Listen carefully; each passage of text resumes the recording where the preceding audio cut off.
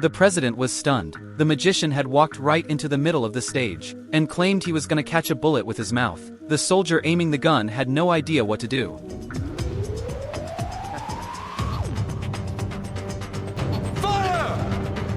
When the smoke cleared, the soldier was completely frozen, because not only was the magician totally fine, he had actually caught the bullet in his mouth. But what no one knew, was that this so-called death-defying trick was actually super simple behind the scenes. All it took was a magnet hidden under the barrel. So while it looked like the bullet was loaded, the magnet pulled it right out, which meant the soldier fired an empty gun. And this basic little trick once again shot Houdini to the top of the trending charts. Even the Russian royal family invited him to perform. Houdini had everyone write down a wish, then asked the princess to randomly pick one. After that, the queen read it out loud, and immediately said, "I'm afraid you will never be able to grant a wish, Houdini." Turns out the wish was to make the bell outside the palace ring again. But that bell hadn't chimed in centuries. The rope to ring it was long gone, and the bell itself sat way up on the palace roof. But Houdini didn't panic one bit. Instead, he confidently pulled out a red handkerchief, walked over to the window, stuffed a napkin inside the cloth, and somehow pulled a white rope out of it. Then told the princess to give it a tug.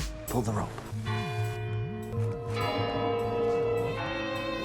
The entire royal family was speechless. They dropped to their knees, calling it a miracle. What they didn't know was that Houdini had set this up way in advance. He had a sniper hiding in a building across the street, with a silencer on the rifle, and right when the princess pulled the rope, the sniper shot the bell. From that day on, Houdini blew up worldwide, and finally kept his childhood promise to earn more gold than his mom could ever spend. But as technology advanced, magic shows started to fade, because people were hooked on something new called movies, and one guy named Charlie Chaplin had the audience laughing non-stop. That didn't sit right with Houdini, so to win his crowd back, he made a wild move.